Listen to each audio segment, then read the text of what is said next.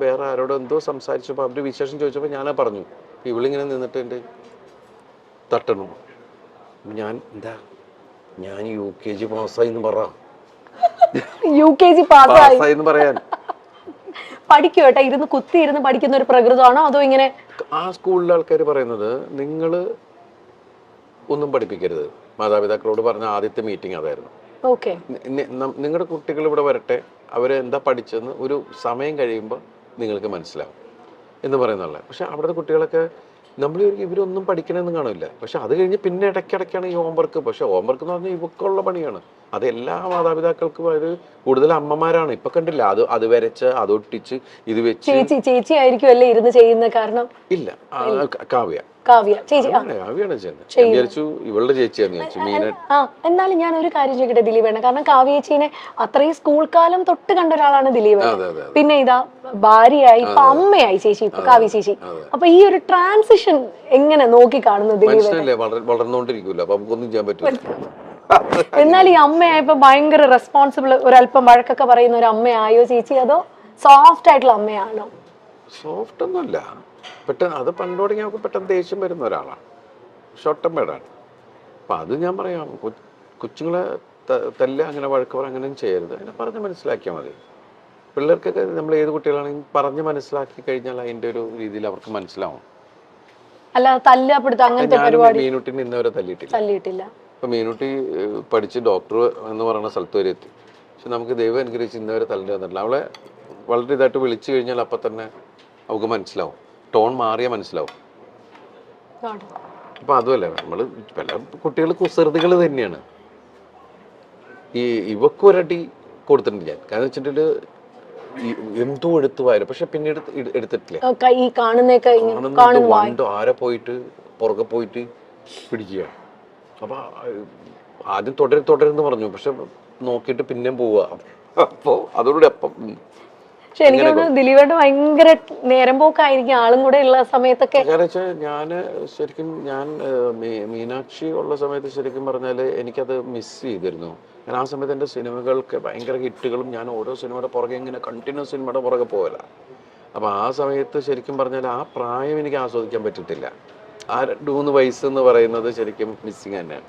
അതെനിക്ക് ഇവിടെ കിട്ടി. കാരണം ആ സമയത്ത് ശരിക്കും കോവിഡ് എല്ലാം ആയിരുന്നപ്പോൾ എനിക്ക് അതിൽ വേറൊരു സങ്കടം എന്ന് വെച്ചിട്ടുണ്ടെങ്കിൽ, ഞാൻ 1.5 വർഷം പുറത്തേക്ക് പോകുന്നില്ല നമ്മളാരും. പിന്നെ ഞാൻ പോയത് നാദൃശ്വരം മോളുടെ ഐഷുവിൻ്റെ കല്യാണത്തിനാണ് പോയത്. പക്ഷെ ദൈവാനുഗ്രഹിച്ച് അപ്പൊന്നും എനിക്ക് വീട്ടിൽ ആർക്കും കോവിഡ് കിട്ടിയില്ല. അത്രയും ക്രൗഡിൻ്റെ ഇടയിലാണ് നമ്മൾ പോയിരുന്നത്. എത്ര ദിവസം ഉണ്ടായിരുന്നു ആ കല്യാണം. അപ്പൊ എല്ലാവരും ഭയങ്കര ആവേശത്തിൽ അതിൻ്റെ ഇതിൽ നിൽക്കണം. നമ്മുടെ വീട്ടിലൊരു കല്യാണം നടക്കുന്ന പോലെയാണല്ല. അത് കഴിഞ്ഞ് പിന്നെ വേറൊരു സ്ഥലത്ത് പോയപ്പോൾ, എവിടെയോ ഒരു എന്തിനോ ഫംഗ്ഷന് പോയപ്പോഴാണ് എനിക്ക് കിട്ടിയോ എന്നൊരു സംശയം. ഞാനാണെങ്കിൽ അങ്ങനെ നോക്കി എല്ലാവരെ കുറിച്ച്, കാരണം ഞങ്ങൾ 10-13 പേര് ഒരു വീട്ടിലാണ്. അപ്പോൾ ഒരു സാധനം വന്നു കഴിഞ്ഞാൽ അതിനെ പിടിച്ച് മഞ്ഞളൊക്കെ മുക്കി മറ്റു എന്നൊക്കെ പറഞ്ഞ് ഒരുപാട് കാര്യങ്ങളൊക്കെ ചെയ്തിട്ടാണ് അടുക്കളയിലേക്കൊക്കെ പോണത്. അത് അങ്ങനെയൊക്കെ ഒരാളെ തൊട്ടപ്പം തന്നെ ഇത് അടിക്കുക. കൊച്ചൊക്കെ ശീലമായി, ജനിച്ചപ്പം തുടങ്ങി ഈ സാധനമൊക്കെ കിട്ടിയിട്ട് അതൊക്കെ ഇങ്ങനെയൊക്കെ ഇരുന്ന് കാണിക്കുന്നതാണ്. ഇങ്ങനെയായി. അതിനിടയ്ക്ക് ഞാൻ കൊണ്ടുവന്നു ഇത് വീട്ടിൽ, കോവിഡ് ഞാൻ കൊണ്ടുവന്നു. അത് ഞാനാണ്. എന്നിട്ട് എല്ലാവരും ചിരി തുടങ്ങി, ഭയങ്കര സൂക്ഷ്മമായിട്ട് നോക്കിയിട്ട് ഞാൻ കൊണ്ടുവന്നു എന്ന് പറയുമ്പോൾ എനിക്കാണെങ്കിൽ മറ്റത് പറഞ്ഞ മാതിരി ഐഡിയ എൻ്റെ പോയി എന്ന് പറഞ്ഞുകൊണ്ട് നമ്മൾ അലൻസിയറായിട്ടല്ലേ പറഞ്ഞു എന്ന് പറഞ്ഞ പോലെ നമ്മളിങ്ങനെ ഒന്നും മിണ്ടാൻ പറ്റാണ്ട് എല്ലാവരും ചിരിക്കുമ്പോ എന്താടാ ഉള്ള സംഭവം. അങ്ങനെ ഞങ്ങൾ 3 പേര് മാത്രമേ. അപ്പൊ ഈ ചെറുതും പെട്ടു, ചെറുതിനും പിടിച്ചു. അപ്പൊ പാവം 21 ദിവസം ഞങ്ങളുടെ ഒരു മുറിക്കകത്ത്. അപ്പൊ 21 ദിവസം ഇരുന്നിട്ടാണ് പോയത്. അന്നൊക്കെ 21 ദിവസം ക്വാറന്റൈൻ ആയിരുന്നു അല്ലേ ഏട്ടാ? ശരിക്കും നമ്മളെന്താ വെച്ചാൽ അമ്മയുണ്ട്, താഴെ അമ്മയുണ്ട്. അപ്പൊ അതുകൊണ്ട് അമ്മയ്ക്കൊരു കുഴപ്പം, അമ്മയ്ക്ക് പ്രായമുള്ളതല്ലേ, എന്തെങ്കിലും പറ്റിക്കഴിഞ്ഞാലൊന്നും ഇയാളുടെ ഇതിനകത്ത് നമ്മൾ അവിടെ തന്നെ ഇങ്ങനെ ഇരുന്ന് ഇതാക്കിയിരുന്നു. അപ്പൊ ആ സമയത്തൊക്കെ നമ്മൾ ഇവരിങ്ങനെ വാച്ച് ചെയ്തോണ്ടിരിക്കലും ഒക്കെ ഉണ്ടല്ലോ. രണ്ട് ആ സമയത്താണ്. അതുകൊണ്ട് വെച്ചാൽ എല്ലാവരും വീട്ടിലുള്ളതുകൊണ്ട് പെട്ടെന്ന് മലയാളം സംസാരിക്കാൻ. തങ്കമണിയുടെ റിലീസിനെ പറ്റിയൊക്കെ മഹാലക്ഷ്മി, മീനാക്ഷി ഒക്കെ എന്നാ പറയുന്നു കേട്ടോ അവര്? അല്ല, എല്ലാവരും ഇപ്പൊ സോഷ്യൽ മീഡിയയിൽ ഇത് വരുന്ന മീനാക്ഷി ശരിക്കും നല്ല ആസ്വാദകയാണ്. ഇപ്പൊ എല്ലാ സിനിമകൾ കാണും, സിനിമയിൽ ലിമിറ്റഡ് ആയിട്ട് മീനാക്ഷി സംസാരിക്കാറുള്ളൂ, അധികം സോഷ്യൽ മീഡിയയിൽ അങ്ങനെ വളരെ സൈലന്റ് ആണ്. എല്ലാ സ്ഥലത്തും കൂടുതൽ ലിസണറാണ്. എന്റെ പോലെയുള്ള ആള് തന്നെയാണ്. അങ്ങനെ എനിക്ക് തോന്നുന്നത് സ്വഭാവം കാവ്യയുടെ ഇവക്കുള്ളത്. അവള് ചെന്ന എവിടെയും ഭയങ്കര വർത്താനവും ആ ഏരിയ മൊത്തം അവളുടെ ഏരിയയിലാക്കി കളയും. എല്ലാ തമാശയൊക്കെ പറഞ്ഞ എല്ലാവരും അവളായിട്ട് ഒരു കംഫർട്ട് സോൺ ഉണ്ടാക്കി കളയും. അത് തന്നെയാണ് ഇവളുടെ സംഭവം. നമ്മൾ രണ്ടുപേരും വളരെ സൈലന്റ് ആൾക്കാരാണ് ശരിക്കും പറഞ്ഞു. അല്ല എന്തായാലും അതുകൊണ്ട് ഭയങ്കരമായിട്ട് ബാലൻസ് ആയി. ഇപ്പൊ ദിലീപേട്ടന് വേണ്ടി ഇതേ വെജ് ആണ് കേട്ടോ കൊണ്ടുവന്നേക്കുന്നേ. കഴിക്കട്ടെ, അതിന്റെ ഇടയിൽ ഞാൻ ആണ്. അല്ല ദേയ്പുട്ടില് ഫുഡിന്റെ കാര്യം പറയണം. ഇവിടെ ഒരു ഭയങ്കര വൈഡ് റേഞ്ച് ഓഫ് മെനു ആണ് ഇവിടെ ദേയ്പുട്ടിലുള്ളത്. കാരണം ഞാനും കെട്ടിയനും കൂടെ വന്നാൽ ദിലീപേട്ട പുള്ളി എപ്പോഴും കഴിക്കുന്ന ഇലയിലൂണാണ്. ഇവിടുത്തെ ഇലയിലൂണ്. ആ ദിലീപേട്ട ഏറ്റവും ഫേവറേറ്റ് ഫുഡ് ഏതാ? പണ്ട് എനിക്ക് അങ്ങനെ ഒന്നിലൂടെ പ്രത്യേകിച്ച് അങ്ങനെ ഒന്നിലൂടെ നല്ല ടേസ്റ്റ് ഉള്ളതെല്ലാം എടുക്കുക എന്നുള്ളത് തന്നെയാണ്. പിന്നെ എനിക്ക് ഇവിടെ ഈ പുട്ടുകട തുടങ്ങിയ സമയത്ത് ഞാൻ ഏറ്റവും കൂടുതൽ ഞാൻ ഇവിടെ വരുമ്പോൾ കഴിച്ചിരുന്നത് പുട്ടും മാമ്പഴമാണ്. പുട്ടും മാമ്പഴവും. ഈ പുട്ടിന്റെ കൂടെ മാമ്പഴം പഴം പോലെ നല്ല പഴുത്ത മാമ്പഴമാണെങ്കിൽ നല്ല രസമാണ് കുഴച്ച് കഴിക്കാൻ. അതുപോലെ നല്ല ചൂട് പുട്ടിന്റെ കൂടെ പാലും പഞ്ചസാരയും ഒക്കെ നല്ല ടേസ്റ്റുള്ള കാര്യങ്ങളാണ്. പിന്നെ നമ്മൾ പുതിയ പുതിയ വെറൈറ്റി, ഒരുപാട് വെറൈറ്റികൾ നമ്മൾ ചിക്കനും പ്രോൺസും അത് എന്തൊക്കെ ഡിഷ് ഉണ്ടെന്നുള്ള സാധനങ്ങളൊക്കെ വെച്ച് ഡിഫറെന്റ് കോംബോകൾ നമ്മൾ ശ്രമിച്ചു നോക്കുന്നു.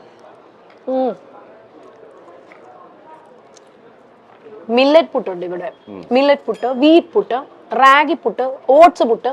അപ്പൊ ആരേത് പ്രായത്തിൽ വന്നാലും ഇപ്പൊ ദിലീപേണ്ട സിനിമകൾ നമ്മൾ പറയില്ലേ, പ്രായഭേദം അതാണ്. പ്രായഭേദമന്യേ നമുക്ക് തിയേറ്ററിൽ പോയിരുന്ന് ക്ലീൻ നീറ്റ് ഫാമിലി എന്റർടൈനർ ആയിരിക്കും ദിലീപേട്ടന്റെ പടങ്ങൾ എന്ന് പറഞ്ഞ പോലെയാണ് ദേയ്പുട്ടിന്റെ കാര്യവും. ആര് വന്നാലും ഇവിടെ കഴിക്കാനുള്ള സംഭവങ്ങൾ മൊത്തം ഉണ്ട്. പിന്നെ ദിലീപേട്ട ഞാനൊരു ചെറിയ സെഗ്മെന്റ് ആണ്, വേറെ ഒന്നല്ല. നമ്മള് പുട്ടും ഇല്ല ഫോണാണ്. ഇപ്പോ നമ്മൾ ഫുഡ് റിലേറ്റഡ് ആണ്, തങ്കമണിയുടെ കാര്യങ്ങളൊക്കെ ചോദിച്ചിരിക്കുന്നു. ഇപ്പൊ ദിലീപേട്ട ഫുഡുമായിട്ട് റിലേറ്റ് ചെയ്ത് ഞാൻ 4 ചോദ്യം ചോദിക്കാൻ പോവാണേ. ദിലീപേട്ടൻ എന്താന്ന് പറയണം. കടങ്കഥകളാ പണ്ടത്തെ മലയാളത്തിലെ. അതെന്താണ്? എല്ലാ ഫുഡാണ്. ഇതിന്റെ ആൻസർ വരുന്ന എല്ലാ ഫുഡാണ്. ദിലീപേട്ടന് കിട്ടും. അങ്ങനത്തെ ക്വസ്റ്റ്യൻസ് ആണ്. ആദ്യത്തെ ചോദ്യം, ശാശ ശീശു രണ്ടൊച്ച എടുത്തു നോക്കി 100 ഓട്ട. ശാശ ശീശു രണ്ടൊച്ച എടുത്തു നോക്കി 100 ഓട്ട. ഫുഡാണ്, അത് മാത്രമേ ഉള്ളൂ clue. Don't ask me any other clue. 100 ഓട്ട. ശാശ ശീശു രണ്ടൊച്ച എടുത്തു നോക്കി 100 ഓട്ട. അയ്യോ, അറിയാം ദിലീപേട്ടന് എന്താണേലും ഇത് അറിയാൻ പറ്റും. ആർക്കെങ്കിലും എന്താ പറയാ, ഞാൻ ഈ സമൂഹത്തിലുള്ള ഒരുപാട് വലിയ വലിയ കാര്യങ്ങൾ ആലോചിച്ചുകൊണ്ടിരിക്കുന്നതുകൊണ്ട് ഈ ഓട്ട് കിടുന്ന വിഷയങ്ങളൊന്നും ആലോചിച്ച് സമയം കളയാറില്ല. അപ്പൊ അതുകൊണ്ട് സ്വയം പറയുന്നതായിരിക്കും നല്ലത്. ദോശ 100 ഓട്ട. കുറെ ഓട്ടകൾ വരത്തില്ല കേട്ടാ ഇങ്ങനെ പൊള്ളി വരുമ്പോ? അങ്ങനെ പറയാൻ പറ്റൂല. അല്ലല്ല, അങ്ങനെ ഓട്ടമൊന്നും വരുമൊന്നുമില്ല. അതിന്റെ മേളില് അങ്ങനെ വന്നേക്കാം. അത് ഫുൾ അത് എല്ലാ ദോശക്കൊന്നും വരാൻ പറ്റില്ല. ഞാൻ വേണമെങ്കിൽ കൊണ്ടുത്തരാൻ കാണിച്ചുതരാം. അല്ല മറ്റേ ഇങ്ങനെ കുമ്പള പോലെ ഇങ്ങനെ. അല്ലല്ല, അങ്ങനെ പറയാൻ പറ്റൊന്നുമില്ല. അങ്ങനെ ദോശക്ക് ഓട്ടയാണെങ്കിൽ എങ്ങനെ ശരിയാവണത്? അങ്ങനെയല്ല, ഇതിലിപ്പം അങ്ങനെ ദോശയിൽ ചട്നി ഒഴിച്ചു കഴിഞ്ഞാൽ ചട്നി താഴെ പോട്ടെ അല്ലേ? ശരിയാണല്ലേ? അപ്പൊ പിന്നെ അത് മാറ്റി പഠിക്കണം. ശരി. അടുത്തത് അരിപ്പുള്ളി നായരും തേങ്ങാപ്പുള്ളി നായരും കൂടി. ചേട്ടാ സീരിയസ് ചോദ്യം. ഞാൻ ഒന്നാമത് ഈ ജാതി പറഞ്ഞിട്ടുള്ള വിഷയത്തിൽ ഞാൻ പിടിക്കില്ല. ഇതാ അരിപ്പുള്ളി നായരും തേങ്ങാപ്പുള്ളി നായരും കൂടി മുളപ്പുള്ളി നായരുടെ വീട്ടിൽ വിരുന്ന് ചെന്നു. കോൽപ്പുള്ളി നായര് കുത്തി പുറത്താക്കി. നമ്മുടെ അച്ഛൻ അപ്പൂപ്പനൊക്കെ പിള്ളമാരാണ്. നമുക്ക് ഈ നായമാരുടെ വിഷയം നമുക്ക് അത്ര പിടിയില്ല. ഇത് ദിലീപേട്ട അറിയാം, ഇത് പറഞ്ഞേ പറ്റൂ. എന്താണ് ഒന്നുകൂടി പറഞ്ഞു?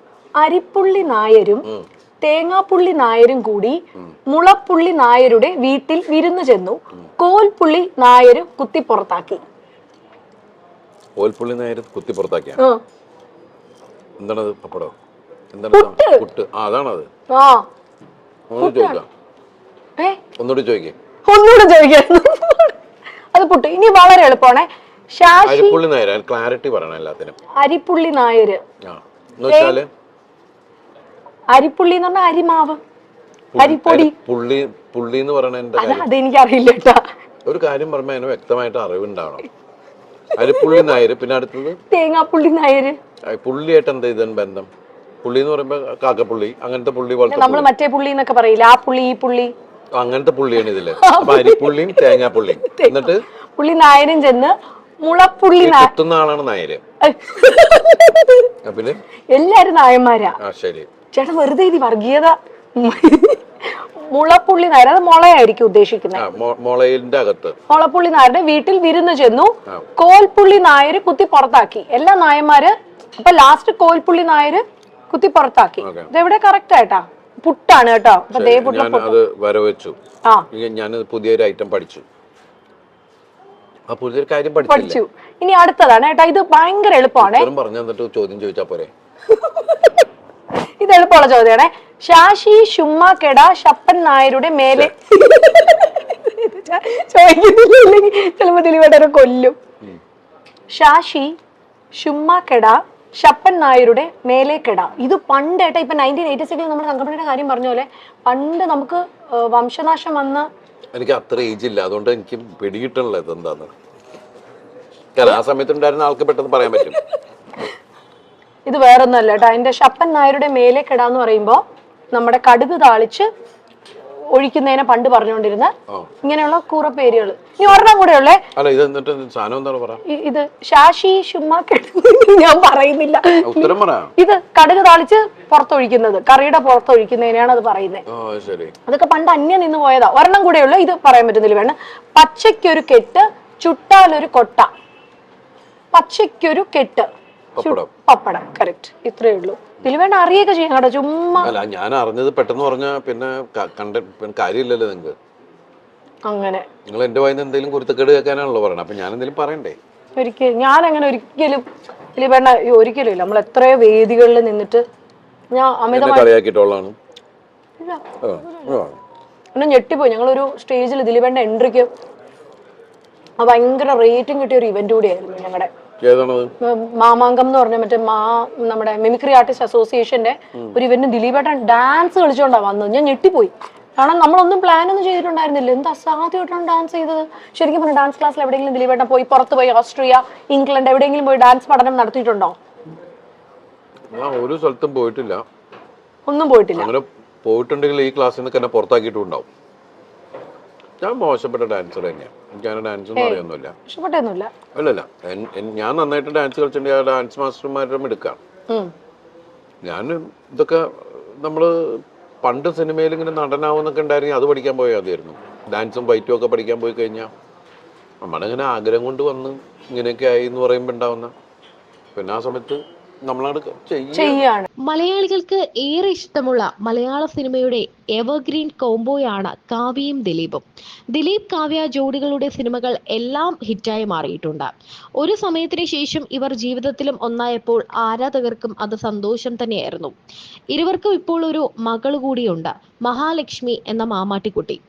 കാവ്യ ഇപ്പോൾ അമ്മ റോളിൽ തിളങ്ങുകയാണ്. മാത്രമല്ല തന്റെ ബൊട്ടീക്കായ ലക്ഷ്യയുടെ ബ്രാൻഡ് അംബാസിഡറായി പല വസ്ത്രങ്ങളിൽ മോഡലായും ഇപ്പോൾ കാവ്യ മുന്നോട്ട് വരുന്നുണ്ട്. കാവ്യ എന്നാൽ ഇത്തിരി മുൻചുണ്ടിയുള്ള ആളാണെന്നാണ് ദിലീപ് പറയുന്നത്. കാവ്യയ്ക്ക് പണ്ടേ കാവ്യ സ്കൂൾ കാലം തൊട്ടേ അറിയുന്ന ആളാണ് ദിലീപ്. കുട്ടിക്കാലം മുതൽ കാണുന്ന ആളായതുകൊണ്ട് തന്നെ കാവ്യയ്ക്ക് പെട്ടെന്ന് ദേഷ്യം വരും എന്ന കാര്യം ദിലീപിന് അറിയാം. അതുമാത്രമല്ല കാവ്യയോട് കുട്ടികളെ തല്ലി വളർത്തരുത്, പറഞ്ഞ് മനസ്സിലാക്കി വേണം വളർത്താൻ എന്ന് പറയാറുണ്ട്. മീനാക്ഷി ഇന്നുവരെയും താൻ തല്ലിയിട്ടില്ല എന്നുകൂടി പറയുകയാണ് ദിലീപ്. മീനാക്ഷിയെ പോലെയല്ല മാമാട്ടി, അല്പം കുസൃതിക്കാരിയാണ്. ചെറിയ വായിൽ വലിയ വർത്തമാനമാണ് മാമാട്ടിക്ക്. രണ്ട് മക്കളെയും ഒരുപോലെയാണ് കാണുന്നതെന്നും ദിലീപ് പറയുന്നു.